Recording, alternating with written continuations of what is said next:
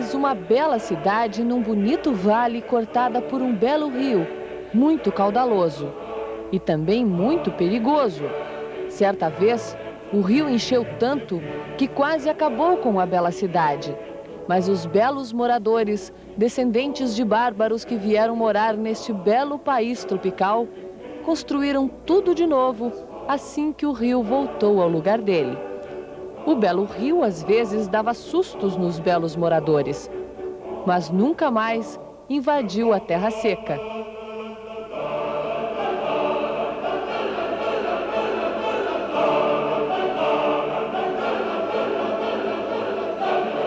Para comemorar, o belo povo fez uma festa, como aquelas dos bárbaros, seus ancestrais.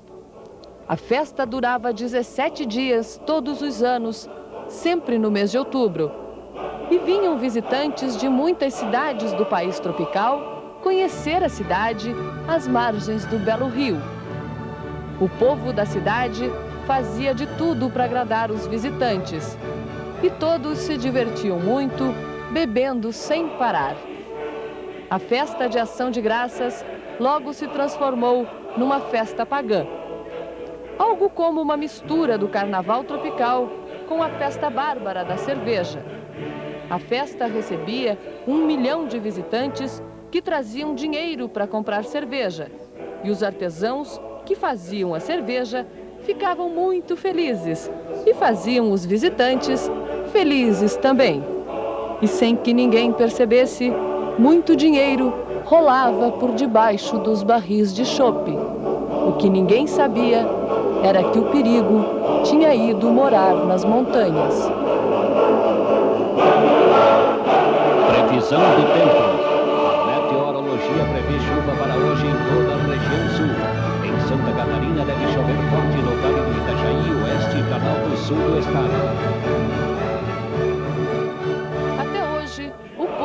Bela cidade se empenha em fazer a maior festa popular do país depois do carnaval. Bandas alemãs vêm especialmente para a festa. Era madrugada de sábado para domingo, no segundo final de semana da festa.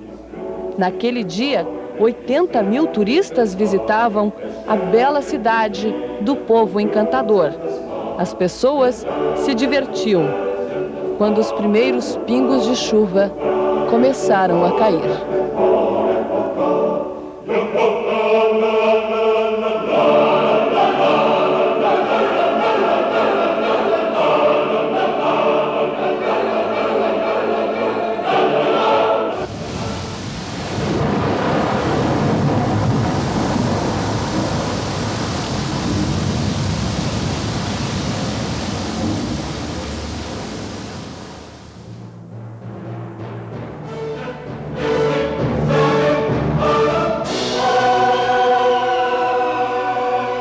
Quando amanheceu o domingo de festa, o sol não saiu.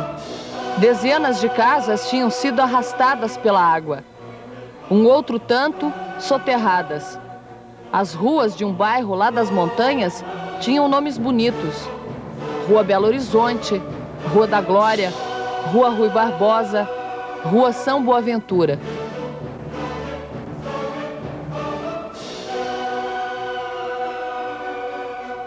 Mas agora pareciam palcos de batalha, onde os corpos se misturavam à lama e aos destroços das casas daquele bairro da bela cidade. São 16 mortos. Fala-se nas ruas que 6 corpos ainda estão desaparecidos. Ouve-se muita coisa, mas não se escuta choro nem lamentações.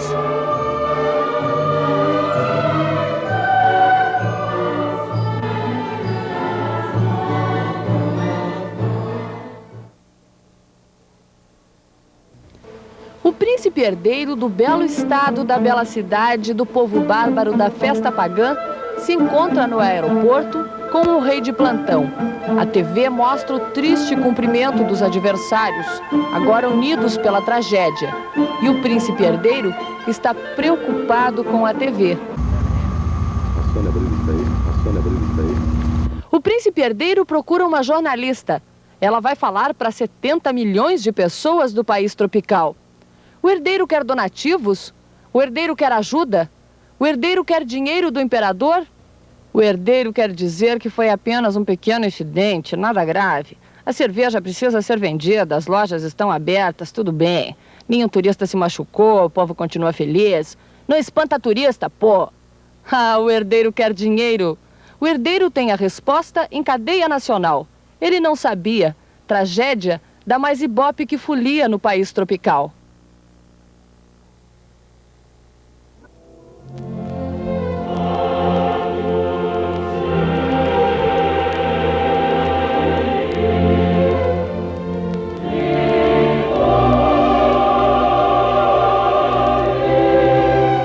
Enquanto isso, nas montanhas da bela cidade, os bombeiros procuram os corpos debaixo dos morros que caíram. As ruas que ficavam em vales pareciam rios. A correnteza era muito forte. Começa a chegar ajuda. Voluntários das brigadas de incêndio das empresas da bela cidade, escoteiros, paraquedistas, os soldados. O rei e o príncipe se preocupam com a mídia. Como a orquestra de um navio que naufraga, a festa não pode parar. Mas na tragédia, quem tinha que coordenar o resgate não lembra sequer de desligar a energia elétrica do bairro, da montanha, da bela cidade. As pontes já não existiam, nem as ruas, nem as margens do ribeirão. Muita gente pôde ser salva graças às pessoas que deixaram o desfile da festa para ajudar no transporte onde os carros e os caminhões não passavam.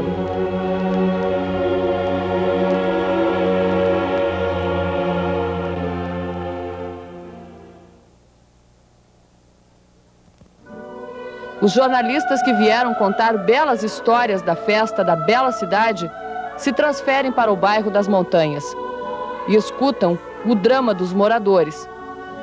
Histórias como a do artesão Alberto Redeker, a mulher e os filhos, que ficaram presos com 1,5 metro de água dentro de casa. Nós estávamos em cima do colchão que fica boiado, né? Aí o guarda-roupa virou, onde que atacou a água para não entrar muito dentro do quarto, onde nós não morremos por causa disso. Que nós estávamos em cima, com as crianças em cima do colchão, e depois nós conseguimos sentar em cima do guarda-roupa, que estava também levantado com a água, né? Só sei que a gente viu a morte na frente dos olhos. Se essa parede arrebentasse, nós ia tudo por aqui abaixo. Era tudo mar de água quando relampeava. A gente só via que estava o som dentro do mar. Meu Deus. Esse aqui, ó. Esse aqui, na hora que esse móvel virou, ele estava em cima desse cômodo ali. A hora que virou, ele deu uma mergulhada, que dá para ver que a cabeça dele está tudo, né, tudo cheio de lama ainda. Aí ele disse que conseguiu, para mim ele se agarrou aqui, eu não sei como foi que ele conseguiu se salvar, ele disse que ele conseguiu ir para cima. Daí meu marido pegou ele, né, e eu já estava com aquele menino de 2 anos agarrado no meu pescoço, a mais velha agarrado no meu ombro.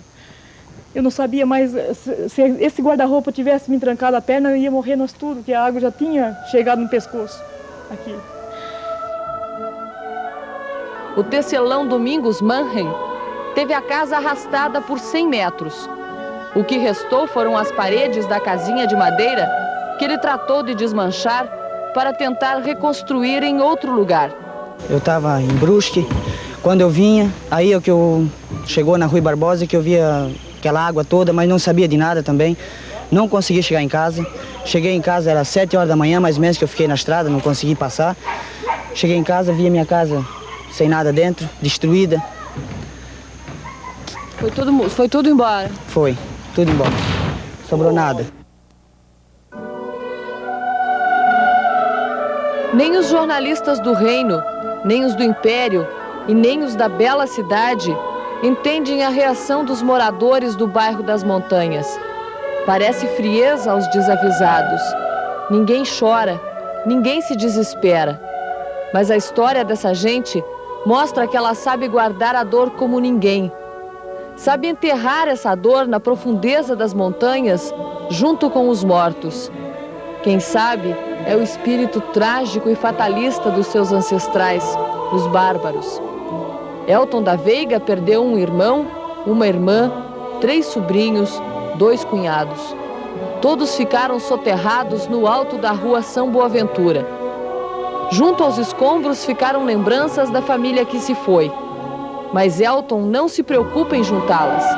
Ele acompanha o trabalho dos bombeiros, que procuram os corpos de 3 pessoas da família dele que ainda estão desaparecidas. Eu vou rezar à noite, toda hora, acompanhar os bombeiros, tudo que é lugar, para ver se não encontramos eles. Eu pensar a Deus tudo, né? Porque foi 7 da minha família, né? Sem maneira o que fazer. Elton também precisa ter forças para cuidar de um menino que adotou. É o sobrinho Marcelo, o único que se salvou quando a casa pobre do bairro das Montanhas, da bela cidade, caiu durante a festa do dinheiro do chope, que o príncipe herdeiro queria salvar. Ele já estava durinho de frio, assim, né? Tomou toda aquela chuva e... Aí, então, tinha até um toquinho assim, engatou o casaquinho dele. E aquilo, de certo, Deus ajudou a aguentar ele ali. E ele, com a mãozinha, pegou mais outro galinho e ficou segurando. Então, a barreira descia e ele erguia só a perninha. Botava pro lado, assim, para escapar daquilo ali. E nisso, nós tudo procurando. Aí subiu o pessoal todo ali, mas o meu mano, ele vinha descendo e viu. De cima, ele enxergou ele daí. Aí ele chamou, diz, ali tem uma criança. Aí o pessoal foram... Só deu o mesmo tempo de pegar ele, quando eles botaram a mão nele, a barreira desceu. Isso só foi por Deus que segurou, para ele não descer junto. Estava mais ou menos uns 30 metros para baixo de onde a casa caiu, né? Que Deus tirou ele e botou para o lado, porque não pode, numa tragédia dessa, não podia... O que a gente vê hoje lá, não podia sobrar ninguém e ele saiu, então... A gente considera isso até um milagre. Os bombeiros procuram o corpo da mãe de Marcelo e do irmão dele com 1 ano e meio de idade. Não encontram debaixo dos escombros. Procuram nas margens do ribeirão.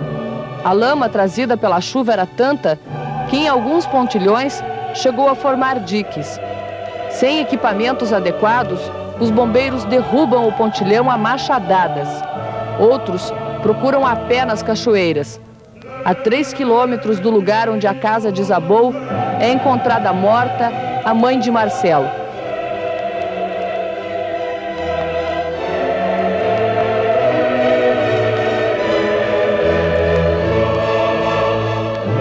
No 4º dia depois da tragédia, chegam os mergulhadores. Eles vão para o ribeirão, que desemboca no belo rio, que desta vez não transbordou. O ribeirão carrega muitas coisas que foram trazidas do bairro das Montanhas. É difícil procurar na correnteza forte, com a água tão suja e com galhos de árvore surgindo a todo instante. Os bombeiros estão a ponto de desistir. Voltam para o barco e avistam alguma coisa na margem. Eles estão a 7 quilômetros da casa de Marcelo e encontram o irmão caçula.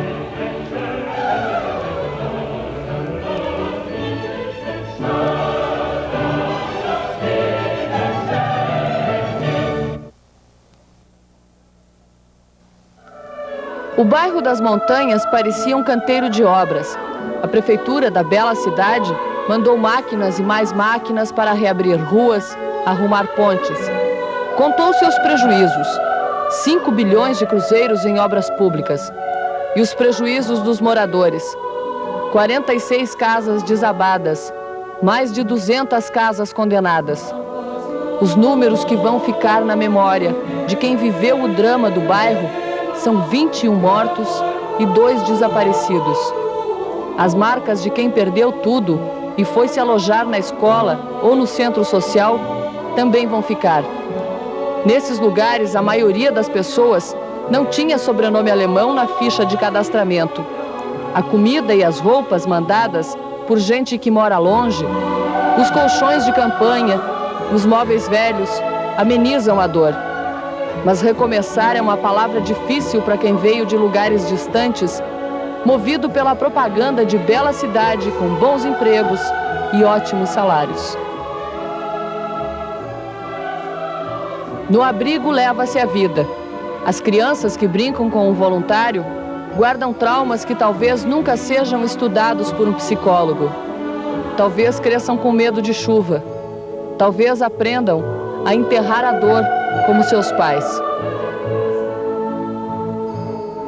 O certo é que a tragédia estava marcada. Ao contrário do belo centro da cidade, aqui as casas não têm estilo. São de madeira, frágeis barracos em cima de uma terra que, por sua vez, está em cima de uma montanha rochosa. A ocupação dos morros deixou a terra nua, e nua a face da bela cidade que o país tropical conhece como uma das mais ricas. Dizia-se que esta é a Bélgica da Belíndia. A chuva fez aparecer a Índia. Não faltaram avisos vindos de cientistas e ecologistas. Esses homens chamados de lunáticos, que se preocupam com uma convivência harmônica entre a natureza e os homens.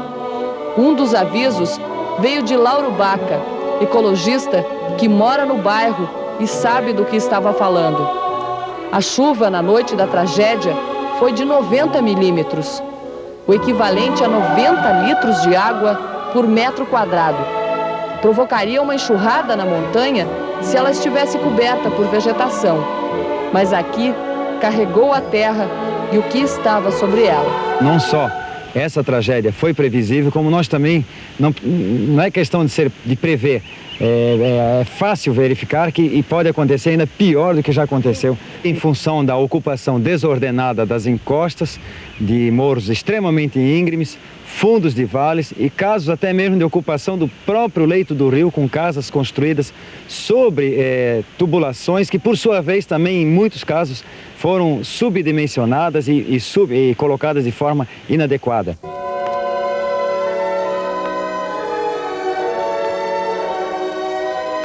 Quando a polícia da bela cidade foi investigar as causas da tragédia, encontrou também estes açudes, construídos no alto das montanhas.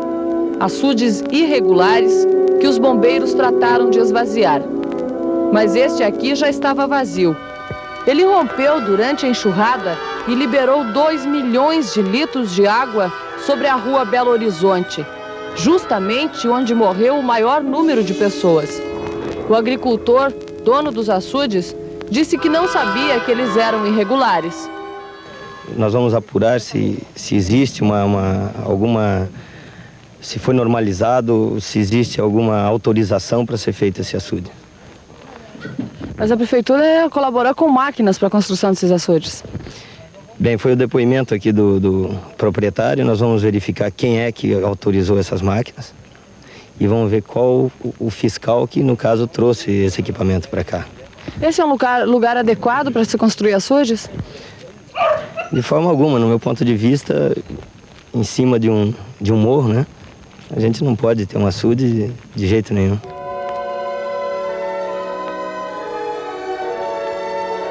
O inquérito da polícia concluiu que a ocupação irregular das encostas e a chuva foram as causas da tragédia agravada pelo rompimento do açude. Mas não aponta culpados e nem questiona por que a prefeitura cedeu máquinas para fazer os açudes, nem por que a prefeitura calçou ruas e, principalmente, canalizou os riachos nas ruas atingidas. As canalizações estouraram e levaram as casas que estavam em cima delas. E todas essas obras foram feitas pela prefeitura em ano de eleição. As vítimas foram as mesmas pessoas que fizeram a ocupação irregular. Então são elas as culpadas? Este homem vai ser o culpado da própria morte e da morte da família se a casa construída num barranco às margens do Ribeirão desabar? Não tem onde a gente morar. A prefeitura, quando eu estava construindo aqui, a prefeitura veio, embargou, me deu multa, me deu tudo, mas eu não tenho outro lugar. Então a gente tem que se virar, quando vê o perigo, a gente tira as crianças fora de casa, a gente sai fora de casa e fica olhando de fora. E a gente também não dorme tranquilo, a gente fica preocupado, a gente fica.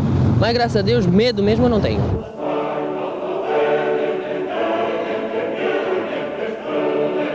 A decisão de ficar não foi a mesma tomada por centenas de famílias que ficaram com as casas condenadas depois da enxurrada. A imagem do bairro das montanhas parecia um filme de guerra. O inimigo está chegando e todo mundo tem que procurar refúgio em outro lugar. A prefeitura promete desapropriar terrenos num local mais seguro. Mas quem está saindo vai para abrigos ou para casas de parentes. Sabe apenas que não pode mais ficar aqui, na bela montanha, da bela cidade, por onde passa um belo rio. O bairro da montanha vai ficando vazio. Uns ficam sem teto, outros sem terra, sem móveis, sem roupa. Muitos já eram sem emprego, sem educação, sem família. Tudo fica feio naquela montanha, daquele povo, daquela cidade onde tudo antes era belo.